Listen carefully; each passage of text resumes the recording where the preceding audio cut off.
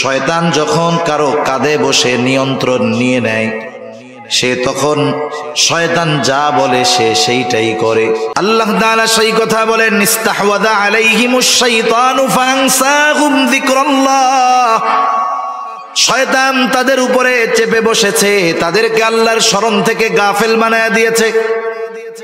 যাদের ঘাড়ে শয়তান চাপলো, আল্লাহ তাআলার বিধিবিধানকে ভুলায়া দিল।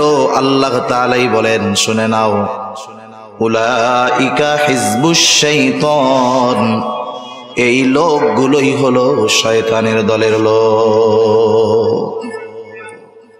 আল্লাহ তাআলা বান্দার প্রতি কত মেহেরবান, দয়ালু। শয়তানের সাথে আমাদের সম্পর্ক কি আল্লাহ তাআলা এটা জানায় দিয়েছে। আল্লাহ রাব্বুল আলামিন এক জায়গায় বলেন, শয়তান হলো তোমাদের প্রকাশ্য দুশমন। আল্লাহ রাব্বুল আলামিনের আদেশে সব ফেরেশতারা আদম আলাইহিস সালামকে সিজদা দিল। সব ফেরেশতারা আদম আলাইহিস সালামকে সিজদা দিল, কিন্তু ইবলিস আল্লাহ তাআলার আদেশ অমান্য করলো। আল্লাহ তাআলার আদেশ অমান্য করে আদম আলাইহিস সালামকে সিজদা দিল না। আল্লাহ তাআলা ইবলিসকে জিজ্ঞাসা করতেছে, কি ব্যাপার, কেন তুমি আমার আদেশ মান্য করলা না?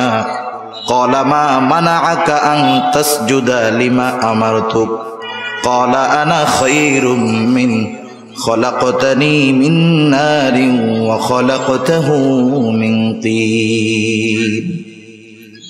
শয়তানকে আল্লাহ তাআলা জিজ্ঞাসা করে, কোন জিনিস তোমাকে আমার এই আদেশ মানতে বাধা প্রদান করলো? শয়তান এবার আল্লাহ তাআলার এই নির্দেশ অমান্য করার যুক্তি আল্লাহ তাআলার সামনে পেশ করে বলতেছে, খলাকতানি মিন নার, সিজদা না করার কারণ হইল আনা খায়রুম মিন, আমি তার চাইতে ভালো, এই জন্য আমি তাকে সিজদা করি নাই। ভালো কেন? খলাকতানি মিন নার, আপনি আমাকে আগুন থেকে সৃষ্টি করেছেন, ওয়া খলাকতাহু মিন তিন, আর তাকে মাটি থেকে সৃষ্টি করেছেন। প্রত্যেকটা জিনিসের একটা মৌলিক বিষয় আছে। যেমন আগুন, এর অন্যতম একটা সিফাত হলো আগুন যখন কোথাও লেগে যায়, আগুন কিন্তু নিচের দিকে যায় না, উপরের দিকে যায়। আগুনের বৈশিষ্ট্য হলো আগুন উপরের দিকে যায়। আর মাটি যত শক্তি দিয়ে উপরে নিক্ষেপ করা হোক না কেন, মাটির বৈশিষ্ট্য হলো মাটি নিচের দিকে যায়। শয়তান বোঝাতে চায়, আমার সৃষ্টির মৌলিক বস্তু যেহেতু আগুন, তার গতি হলো ঊর্ধ্বমুখী। আদম সৃষ্টির মৌলিক বস্তু হলো মাটি, তার গতি হলো নিম্নমুখী। সেই জন্য ঊর্ধ্বমুখী একটা জিনিস নিম্নমুখী একটা জিনিসকে সিজদা করতে পারে না, আর যে ঊর্ধ্বমুখী সে নিম্নমুখীর চাইতে উত্তম। এই জন্য আমি আদমকে সিজদা করি নাই। মূল কথা হলো আল্লাহ তাআলার নির্দেশ, আদেশ, ফরমান আসার পর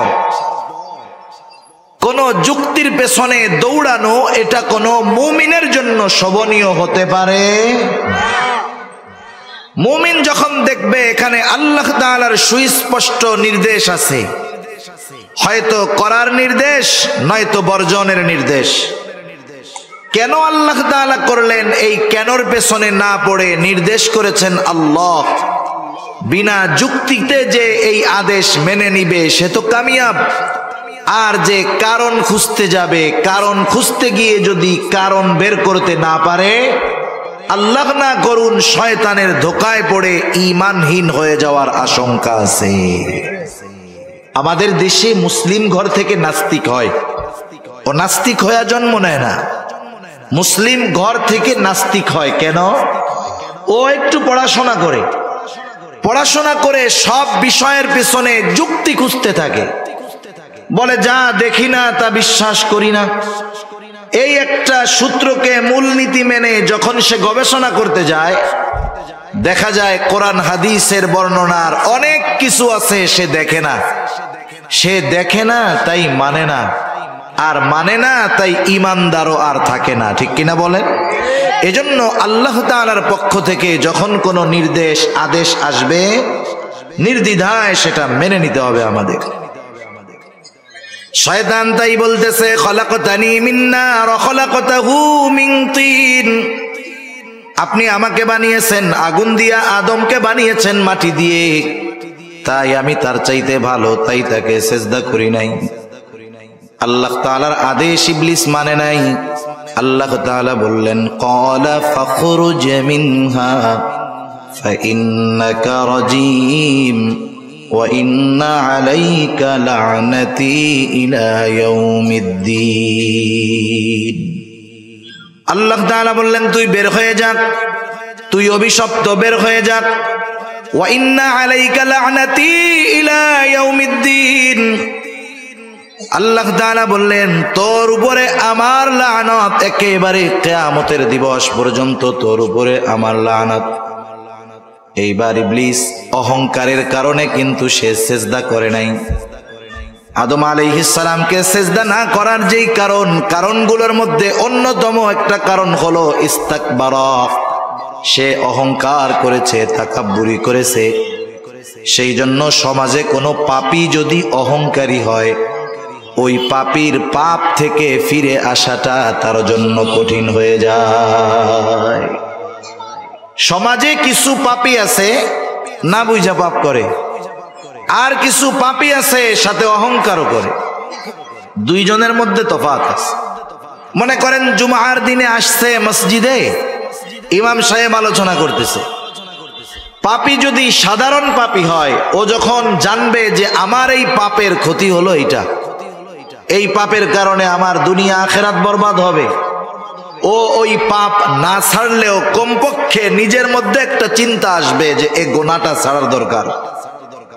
কিন্তু পাপী যদি অহংকারী হয়, তাহলে ইমাম সাহেবের এই বক্তব্য তার চিন্তার খোরাক হবে না, বরং এমনও হতে পারে ইমাম সাহেবের এই বক্তব্য তার অহংকারের কারণে ইমাম সাহেবের বিপদের কারণ হতে পারে। ঠিক কিনা বলেন?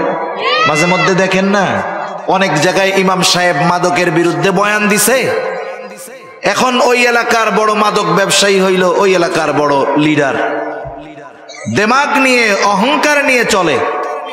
সে এই বয়ানে পরিবর্তন কোথায়, বরং উল্টা ইমামের উপরে আবার হামলা করে। হয় কি হয় না? সুদখোরের বিরুদ্ধে ইমাম সাহেব বলছে, সুদখোর এত জঘন্য এক পাপ সুদ, এই সুদ ছাড়া তো বহু দূরের কথা, সুদের কথা কেন বললো? আমরা খাই। অহংকার করে ইমামের উপরে আক্রমণ করে, এমন ঘটনা কম বেশি আমাদের দেশে ঘটে কি ঘটে না? ঘটে। আল্লাহ তাআলা যখন বললেন তুই বের হয়ে যা, শয়তান তখন অনুতপ্ত হয় নাই, আল্লাহ তাআলার কাছে ক্ষমা চায় নাই, বরং অহংকারের কারণে সে ক্ষমা আল্লাহ তাআলার কাছে চায় নাই, বরং উল্টা সে আল্লাহ তাআলার কাছে আরজি পেশ করতেছে। ক্বালা রাব্বি ফাআনযিরনি ইলা ইয়াউমি ইউবআসুন ক্বালা ফাইন্নাকা মিনাল মুনযিরিনা ইলা ইয়াউমিল ওয়াক্তিল মা'লুম। শয়তান আল্লাহ তাআলার কাছে বলতেছে আপনি আমাকে কিয়ামতের দিবস পর্যন্ত অবকাশ দেন, সুযোগ দেন, হায়াত দেন। কারণ যেই বনি আদমের কারণে আমার উপরে লানাত, আমার সব আমল বরবাদ হয়ে গেল, ওই বনি আদম দুনিয়ার মধ্যে কিয়ামত পর্যন্ত আবাদ করবে। বনি আদম মানুষের আদি পিতা আদমের সাথে যেহেতু আমার দুশ্মনী, এ দুশ্মনী আদম পর্যন্ত শেষ নয়। আদমের বংশধর যেহেতু কিয়ামত পর্যন্ত দুনিয়ায় থাকবে, আয় আল্লাহ রব্বি আনযিরনি ইলা ইয়াউমি ইউবআসুন, আপনি আমাকেও পুনরুত্থান দিবস পর্যন্ত অবকাশ দিয়ে দেন। ওরা যতদিন থাকবে দুনিয়ায় আমিও থাকতে চাই। এ দুশ্মনী চলবে, এ দুশ্মনী ওর বাবার সাথে শুধু তা নয়, কিয়ামত পর্যন্ত এই আদমের বংশধর দুনিয়ায় থাকবে, সকলের সাথেই আমার দুশ্মনী। এই দুশ্মনী যে আছে শয়তানের সাথে, স্মরণ করিয়েছেন কে? কথা বলেন না কেন? কে? আরো জোরে বলেন কে? আল্লাহর নাম বলতে কষ্ট হয় মনে হয়, ওই কোনার মানুষগুলোর একটু কষ্ট কষ্ট লাগে। আপনি বলেন তো, আপনি যদি জোরে আল্লাহর নাম বইলে এখন মইরা যান, মুফতি সাহেব আছে, জিজ্ঞাসা করেন আপনার মতো সৌভাগ্য আর কেউ নাই। আল্লাহর নাম যদি জবানে শেষ কথা হয় আর জোরে কইতে গিয়া যদি মইরা যান, আপনার চাইতে সৌভাগ্যবান আর কে আছে? তাহলে আপনাকে খুসা দিয়াও আল্লাহর নাম বাইর করা যায় না, তাহলে মরার সময় কালিমা কেমনে বাইর হইব এটা একটু চিন্তা করেন। শয়তানের সাথে আমাদের দুশ্মনী, এ খবর জানাইছেন কে? মাশাআল্লাহ, মোটামুটি হইছে। আল্লাহ তাআলা সে কথা জানায় দেন, ইবলিস আল্লাহ তাআলার কাছ থেকে পুনরুত্থান দিবস পর্যন্ত অবকাশ চেয়ে নিয়েছে, হায়াত চেয়ে নিয়েছে। আল্লাহ তাআলাও বললেন যে যাও, তোমাকে নির্দিষ্ট মেয়াদ পর্যন্ত অবকাশ দেওয়া হলো, ইলা ইয়াউমিল ওয়াক্তিল মা'লুম। শয়তান যখন তার এই দাবিটা আল্লাহ তাআলার কাছ থেকে ফাঁস করায় নিয়েছে, এবার আমাদের ব্যাপারে শয়তান আল্লাহ তাআলার সামনে কি বলে শুনে নেন। শয়তান এবার বলতেছে, ক্বালা ফাবিইজ্জাতিকা লাউগওয়িয়ান্নাহুম আজমাঈন ইল্লা ইবাদাকা মিনহুমুল মুখলাসিন। শয়তান কেমন যেন বলতেছে, রব আল্লাহ, যেহেতু আপনি আমাকে একেবারে কিয়ামত পর্যন্ত অবকাশ দিলেন, সুযোগ দিলেন, আমি তো বনি আদমের মধ্যে থাকতে পারবো, আমি তাদেরকে ধোঁকা দিব। আপনার ইজ্জতের কসম রব, আপনার ইজ্জতের কসম, সবগুলোকে আমি পথভ্রষ্ট করে ফেলবো, জাহান্নামী বানায় ফেলবো। ইল্লা ইবাদাকা মিনহুমুল মুখলাসিন, তবে আপনার একনিষ্ঠ বান্দাগুলো ছাড়া। আল্লাহ তাআলাও জানায় দিলেন, আমি আমার বান্দাদেরকে তোর ব্যাপারে সতর্ক করব, সব কথা জানায় দিব। এরপরেও যারা আমার কথাগুলো জানবার পরে তোর দলভুক্ত হবে, শুনানে লাআমলাআন্না জাহান্নামা মিনকা ওয়া মিম্মান তাবিআকা মিনহুম আজমাঈন। আমি তো আমার বান্দাদের সতর্ক কইরা দিব তোর ব্যাপারে, এরপরেও যারা তোর দলভুক্ত হবে, শুনানে তুই আর তোর অনুসারীদেরকে দিয়া আমি আমার জাহান্নামকে পরিপূর্ণ করব। সেজন্য আল্লাহ তাআলা শয়তানের সাথে আমাদের সম্পর্কের কথা বারবার স্মরণ করায় দেন। শুধু তাই না, কথার কথা মনে করেন আপনি একজন নেতার পেছনে দৌড়াবেন। এখন নেতা আপনাদের সামনে নিয়ে বক্তব্য দিল, শোনো, তোমরা আমাকে নেতা মানছো ভালো কথা, কিন্তু তোমরা যদি কোনো বিপদে পড়ো আমি কিন্তু তোমাদের সাথে নাই। বলেন তো, এই রকম বক্তব্য যদি কোনো নেতা দেয়, এই বক্তব্যের পরে তার সামনে মাইকের স্পিকার আর ডান পাশে মাইকওয়ালা ছাড়া আর কেউ থাকবে নাকি? বলবে যে তোমার জন্য আমরা ময়দানে নামবো, বিপদে পড়লে তুমি সাথে নাই, তাইলে তোমার মতো নেতা আমাদের দরকার নাই। দুনিয়াতে যারা শয়তানকে নেতা মানবে, শয়তানের নেতৃত্ব মেনে নিবে, কিয়ামতের দিন কঠিন মুসিবতের সময়, সবচাইতে বড় মুসিবতের সময় কিন্তু তাদের নেতা তাদের সাথে থাকবে না। শয়তান সেই দিন তার অনুসারীদের সাথে কেমন আচরণ করবে, দয়াময় মালিক আল্লাহ রব্বুল আলামিন সেই দিন শয়তান তার অনুসারীদের সামনে কি কথা বলবে, কি বক্তব্য দিবে, সেই বক্তব্যটাও আল্লাহ তাআলা আমাদের জানায় দিয়েছে।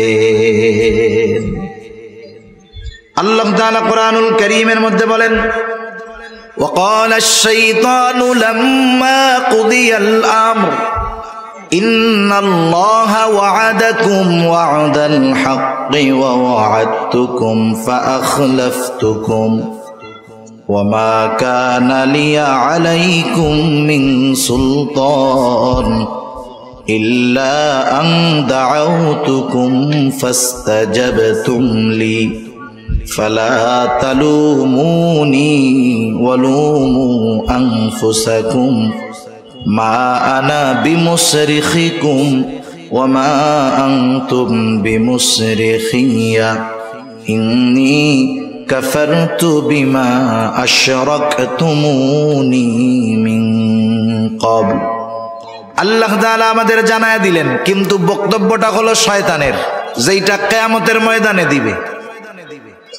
আল্লাহ তাআলা আমাদেরকে জানায় দিয়েছেন কত আগে, কি করবে সেই দিন শয়তান? আল্লাহ তাআলা বলেন ওয়াকালা আশ-শাইতানু লাম্মা কুদিয়াল আমর, সব কিছুর যখন চূড়ান্ত ফয়সালা হয়ে যাবে, এইবার শয়তানের দলের অনুসারী যারা, তারা শয়তানকে খুঁজতে থাকবে যে আমাদের তো নিশ্চিত হয়ে গেল জাহান্নাম, কে আমাদের জন্য একটু সুপারিশ করবে?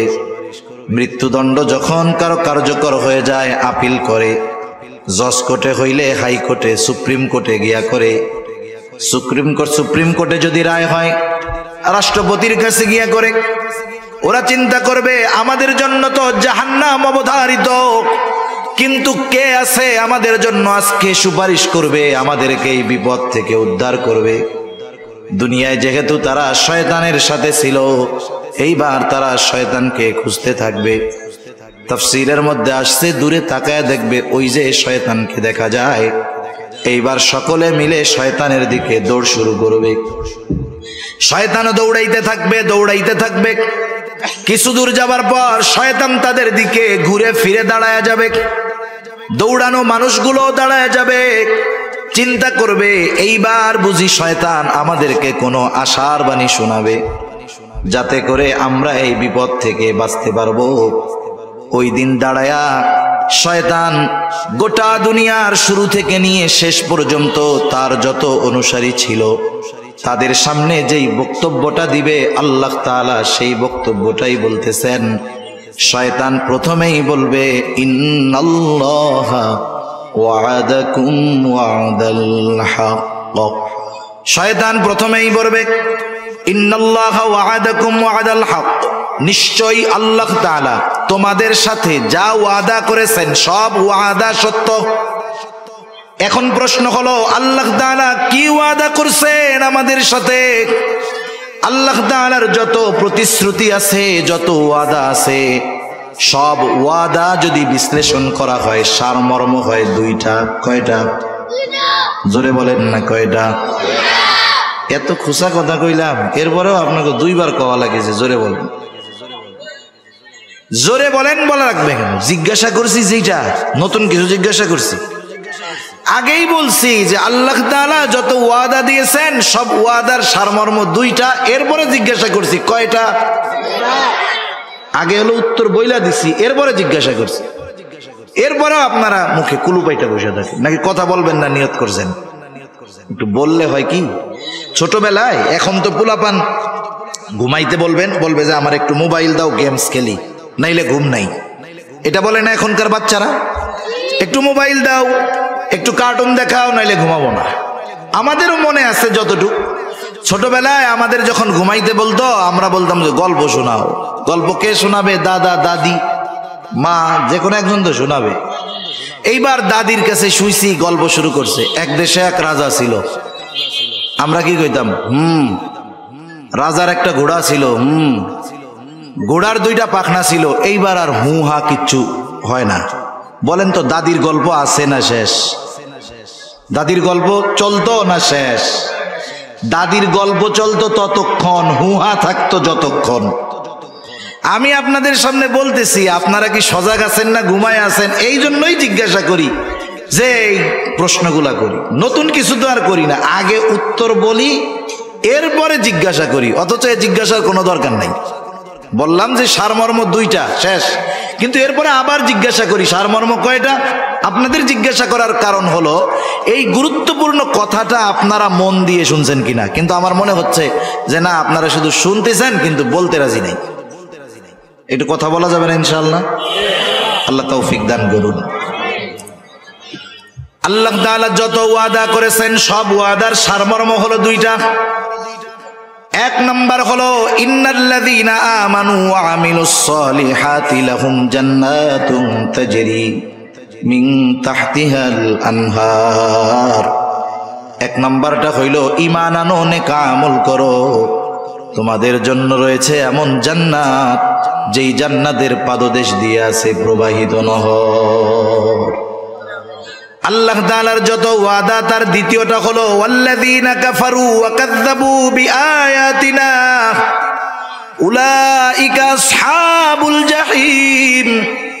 আল্লাহ তাআলার যত ওয়াদা আছে সব ওয়াদার দ্বিতীয়টা সারমর্ম হলো যারা আল্লাহ তাআলার আয়াত সমূহকে মিথ্যা প্রতিপন্ন করে, আল্লাহ তাআলার নিদর্শন সমূহকে মিথ্যা প্রতিপন্ন করে, আল্লাহর সাথে কুফরি করে, ঈমান আনে না, নেক আমল করে না, তারা হলো আসহাবুল জাহিম। তাদের ঠিকানা হলো জাহান্নাম। এটা হলো আল্লাহ তাআলার সকল ওয়াদার একেবারে সারাংশ, মূল কথা। এই কথাই শয়তান মনে করায় দিবে আল্লাহ তাআলা ওয়াদা দিয়েছিল ঈমান আনো, নেক আমল করো জান্নাত, ঈমান আনো নাই, নেক আমল করো নাই জাহান্নাম। এই ওয়াদাটা আল্লাহ তাআলা দিয়েছিলেন, নিশ্চয়ই আল্লাহ তাআলার এই ওয়াদা সত্য, কোনো সন্দেহ নাই। শয়তান ওই দিন বলবে, শয়তান বলার আগে আল্লাহ তাআলা আমাদের জানায় দিচ্ছে। এইবার শয়তান নিজের প্রতিশ্রুতির ব্যাপারে বলবে। শয়তানও কিন্তু মানুষের দুনিয়ায় প্রতিশ্রুতি দেয়। শয়তান অনেক সময় আমাদের অন্তরের মধ্যে বিভিন্ন কথা ডাইলা দেয়। এইরকম তো আর মানুষের মতো ওয়াজ মাহফিল কইরা শয়তান তার কথাগুলো কইতে পারে না। কিছু মানুষরে দিয়া করাই ঠিক। মাঝে মধ্যে দেখবেন অনেকে নিজে নিজে চিন্তা করে, বা নামাজের কথা বললে, দাড়ির কথা বললে, গুনার থেকে বাঁচার কথা বললে, হুজুর এখন মাত্র বয়স 22 বছর, আর একটু বুড়া টুড়া হই, এরপরে দাড়ি টাড়ি রাখবে না। নামাজের কথা বললে এই তো শুরু করে দিব না কালকে থেকে। হজের কথা বললে বলে এখন তো জুয়ান আছি, টাকা পয়সা আছে, তাতে কি, বুড়া কালে হজ করবো আর ঘর থেকে বাইরে মুমা, তখন ভালো হয়ে যাবো না। এইরকম কিছু বিষয়, কথা, চিন্তা আমাদের অন্তরে ডাইলা দেয় শয়তান। বলে টেনশন করিস না, হায়াত তো বহুত বাকি, পরে ভালো হয়ে যায়, এখন একটু চুরিচারি কর, দুর্নীতি কর, অন্যেরটা মাইরা খা, বুড়াকালে হজ কইরা একেবারে সদ্য ভূমিষ্ঠ শিশুর ন্যায় নিষ্পাপ হইয়া ঘরে বসে থাকবি। এই ধরনের ধোঁকা, এই ধরনের ওয়াদা মানুষের অন্তরে শয়তান ঢেলা দেয়। এবার শয়তান তার প্রতিশ্রুতি ওয়াদার ব্যাপারে বলবে, ওয়াওয়া'আদতুকুম ফাআখলাফতুকুম, আমি তোমাদেরকে বাঁচানোর যেই প্রতিশ্রুতি দিতাম, তোমাদের সাথে যেই প্রতিশ্রুতি দিয়েছিলাম, ফাআখলাফতুকুম, আমি সেই প্রতিশ্রুতি ভঙ্গ করলাম। এইবার শয়তান তার অনুসারীদেরকে হাসরের ময়দানে তিরস্কার করবে। তিরস্কার করে বলবে, শয়তান বলবে, ইন্নাল্লাহা ওয়া'আদাকুম ওয়া'দাল হক ওয়া ওয়া'আদতুকুম ফাআখলাফতুকুম ওয়া মা কানা লিয়া আলাইকুম মিন সুলতান। শুনা নাও, আমি তোমাদের সাথে যেই প্রতিশ্রুতি দিয়েছিলাম সেটা ভঙ্গ করলাম। আর এটাও শুনা নাও, ওয়া মা কানা লিয়া আলাইকুম মিন সুলতান, তোমাদের উপরে আমার কোনো আধিপত্য ছিল না, ক্ষমতা ছিল না, পাওয়ার ছিল না। তোমাদের উপরে আমার কোনো অধিকার নাই, কোনো ক্ষমতা নাই। কেন নাই? শয়তান কি আমাকে বানাইছে? আমাদের বানাইছে কে? আরো জোরে, কে? আল্লাহ হলে আমাদের, আল্লাহ হলেন আমাদের খালিক, আল্লাহ আমাদের রব, আল্লাহ আমাদের রাজ্জাক, আল্লাহ আমাদের মালিক। যিনি বানিয়েছেন, সমস্ত অধিকার ক্ষমতা আমাদের উপরে তার, ঠিক কিনা বলেন? যিনি রিজিক দেন, ক্ষমতা হলো তার। এই জন্য মাঝে মধ্যে দেখবেন অপরিচিত বা দূরের কোনো মানুষ যদি কোনো বিষয়ের আদেশ করে, অধিকার খাটাইতে চায়, তখন ছেলেটা জবাব দেয়, তুমি আমাকে এই কাজ করতে বলতেছো, তুমি কি আমার আব্বু লাগো নাকি? কেন বলে? তার মানে তুমি যেই কথাটা বলছো, যেই অধিকার আমার উপরে প্রয়োগ করতেছো, এটা প্রয়োগ করার ক্ষমতা আমার বাপ রাখে, তুমি না। শয়তানও সেই দিন মনে করায় দিবে, যেহেতু আমি তোমাদের খালিক না, মালিক না, রাজ্জাক না, রব না, সুতরাং আমার তোমাদের উপরে কোনো অধিকার ছিল না। কিন্তু একটা জিনিস আমি করতাম, ইল্লা আন দাউতুকুম ফাস্তাজাবতুম লি, আমি শুধু তোমাদেরকে আমার দিকে ডাকতাম, আর তোমরা সব কিছু বাদ দিয়ে আমার ডাকে সাড়া দিয়ে আমার দিকে ছুটে আসতা।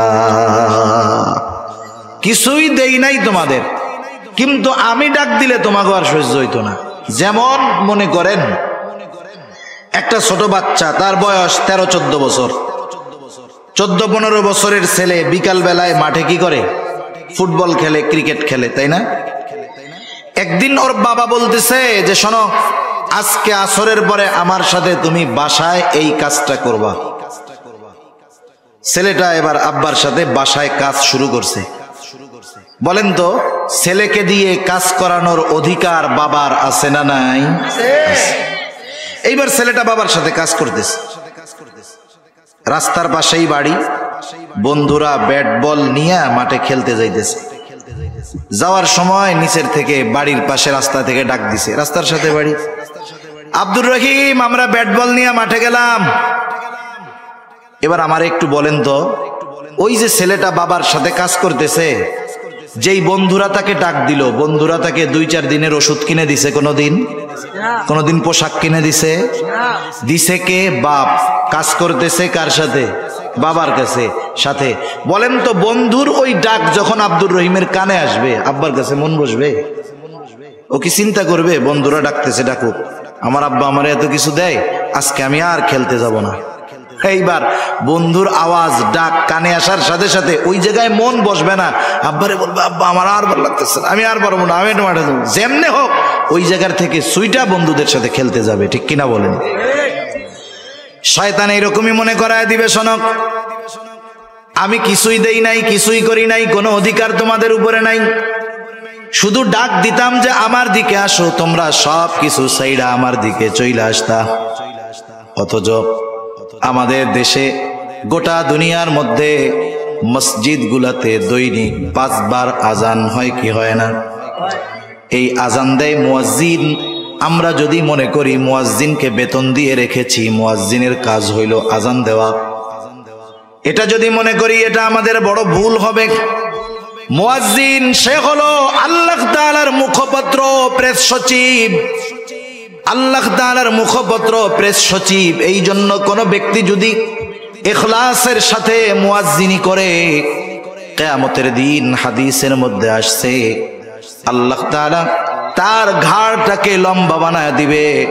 কিয়ামতের মানুষ বুঝতে পারবে এই ব্যক্তি দুনিয়ার মধ্যে মুয়াজ্জিন ছিল। এখন এই মুয়াজ্জিন আমাদেরকে কার দিকে ডাকে বলেন তো? আল্লাহর দিকে ডাকে। আল্লাহ তাআলা সেই কথা স্মরণ করায় দেন। আল্লাহ তাআলা বলেন, ওমান আহসানু কওলাম মিম্মান দাআ ইলাল্লাহ, তার চাইতে উত্তম আহ্বানকারী আর কে আছে যে মানুষকে আল্লাহর দিকে ডাকে?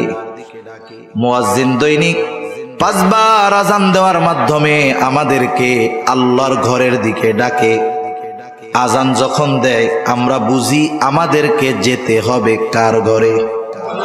আরো জোরে বলেন না, কার ঘরে?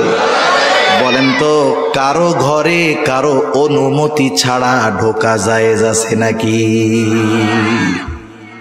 ওয়াজ খালি আমরা শুনি, কিন্তু ওয়াজ নিয়ে ফিকির করি না, চিন্তা করি না। ঘর হলো আল্লাহর, ডাকতেছে মুয়াজ্জিন, তার মানে মুয়াজ্জিনকে আল্লাহর ঘরে ডাকার অনুমতি আল্লাহ তাআলা দিবেন, ঠিক কিনা বলেন? তাহলে যদি সহজ কথায় বলি, এই ডাকটা মূলত মুয়াজ্জিনের না, ডাকটা কার? আপনার কাছে আপনার এলাকার সম্মানিত চেয়ারম্যান সাহেব অথবা এমপি সাহেব একজন লোক পাঠায় বলছে যে ভাই, এমপি সাহেব আপনাকে ডাকছে, আমাকে ডাকতে বলছে। বলেন তো, ওই লোকটা যত ছোট হোক, সামাজিকভাবে তার যত সম্মান কম হোক না কেন, আমি আপনি যদি ওই লোকের কথাটাকে ফিরায়া দেই, তার কথা ফেরানো হবে না, বরং এমপি সাহেবের কথা ফিরায়া দেওয়া হবে। মুয়াজ্জিন সে যে হয় হোক, ডাকতেছে আল্লাহর দিকে, আল্লাহর আদেশে সে ডাকতেছে। এখন চিন্তা করেন, আল্লাহ তাআলার এই আহ্বান, আল্লাহ তাআলার এই দাওয়াত যে বান্দা আমার ঘরে আসো, আমার ঘরে আসো, নামাজ পড়ো, নামাজের মধ্যে কল্যাণ। শয়তান সেই দিন মনে করায় দিবে আমি ডাক দেওয়ার সাথে সাথে সব থইয়া চইলা আসছো, কিন্তু আল্লাহ তাআলা দৈনিক তোমারে 5 বার তার ঘরে দাওয়াত দিছে, যাও নাই। ইল্লা আন দাআউতুকুম ফাস্তাজাবতুম লি, যেই আল্লাহ তোমারে খাওয়াইছে, যেই আল্লাহ তোমাকে বানিয়েছে, যেই আল্লাহ তোমার রব, তার ডাকে সাড়া না দিয়া আমার ডাক শুইনা চইলা আসছ। তোমার মতো নাফরমান আর কেউ নাই। তোমার এই পরিণতি যে হয়েছে, এই জন্য তুমি আমারে বকা দিও না। ফালা তালুমুনি ওয়ালুমু আনফুসাকুম, আমাকে তিরস্কার কইরো না, আমারে ভৎসনা কইরো না। তোমরা নিজেরা নিজেদেরকে তিরস্কার করো, ভৎসনা করো। আর শুনা নাও, আজকের এই দিনে মা আনা বিমুসরিখিকুম ওয়া মা আনতুম বিমুসরিখিয়া, আমি নিজের জন্য কিছু করতে পারবো না, তোমাদের জন্য কিছু করতে পারবো না। সাথে সাথে এটাও জেনে নাও, ইন্নী কাফারতু বিমা আশরাকতুমুনি মিন ক্বাবল,